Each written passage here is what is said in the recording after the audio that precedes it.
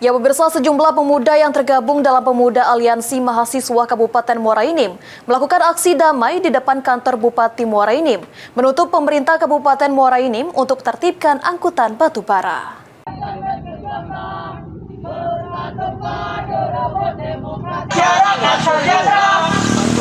Tidak puas atas kinerja pemerintah Kabupaten Muara Enim, sejumlah mahasiswa yang tergabung dalam Pemuda Aliansi Mahasiswa Kabupaten Muara Enim melakukan aksi damai di depan kantor Bupati.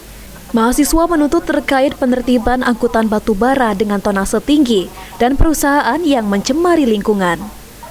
Koordinator aksi, Rohman, menyampaikan tuntutan massa terkait impact 100 hari kerja Bupati dan Wakil Bupati Muara Enim, yang hingga saat ini belum terasa, bahkan program tersebut terkesan hanya seremonial.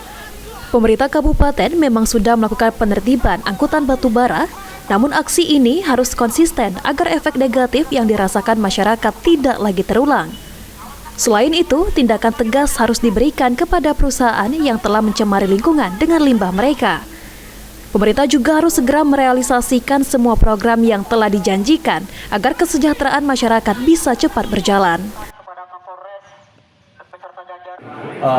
Batubara yang ilegal, dan juga selanjutnya ada tuntutan terkait PT ASL tidak memenuhi SLO daripada permen selama 100 hari kerja Bupati dan Wakil Bupati Kabupaten Muara ini.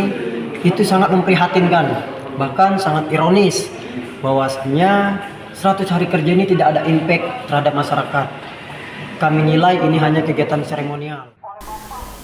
Sebagai pemuda asli Kabupaten Muara Enim, Rohman ingin melihat pembangunan yang bermanfaat di Kabupaten Muara Enim.